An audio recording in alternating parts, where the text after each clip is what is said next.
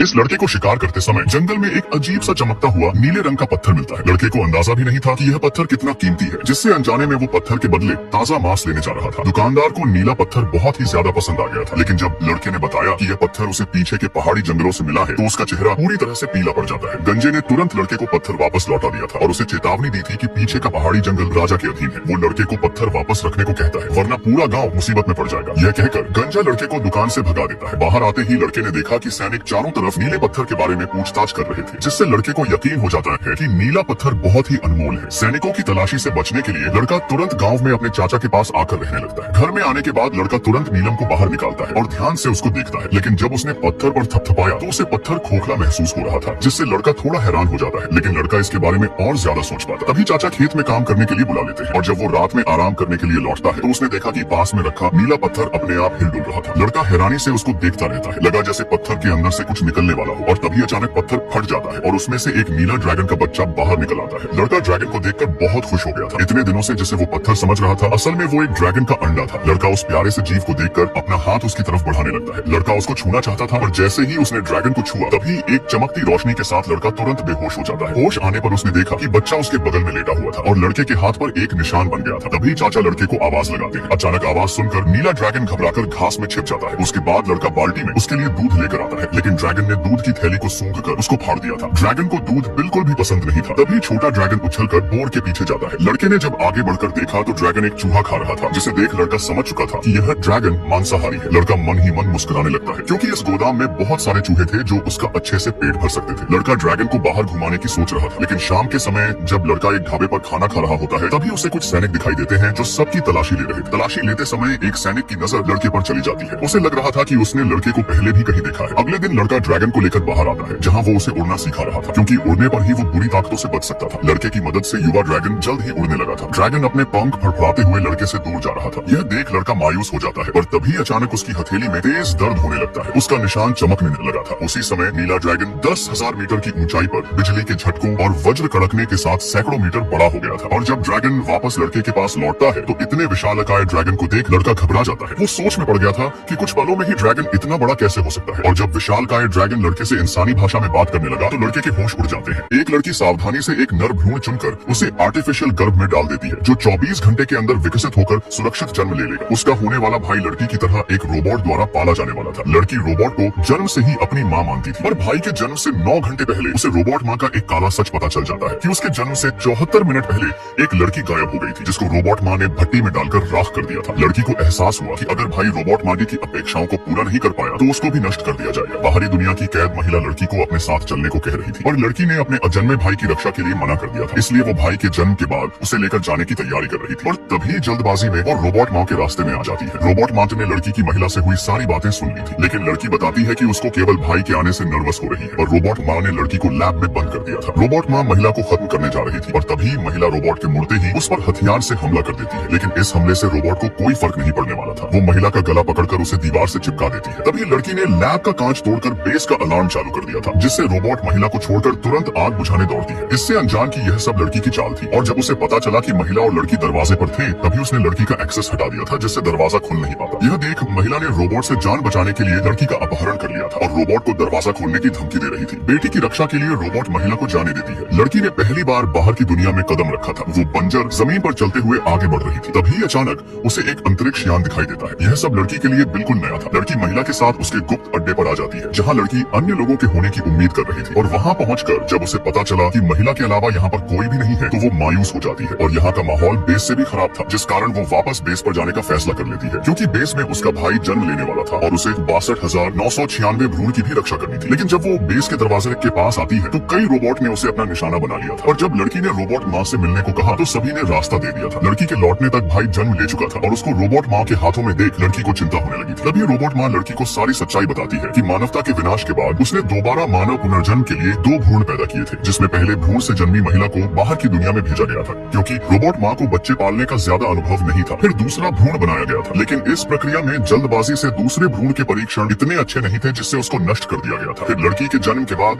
उसे श्रेष्ठ माना गया था। रोबोट माँ ने उसे योग्य बनाने के लिए सारे प्रशिक्षण दिए थे, जिसके बाद अब लड़की अपने भाई को बचाने लौट आती है, और रोबोट माँ ने भाई को उसे सौंप दिया था, क्योंकि रोबोट माँ के लिए पहले भ्रूण से जन्मी महिला का नष्ट होना ज्यादा जरूरी था।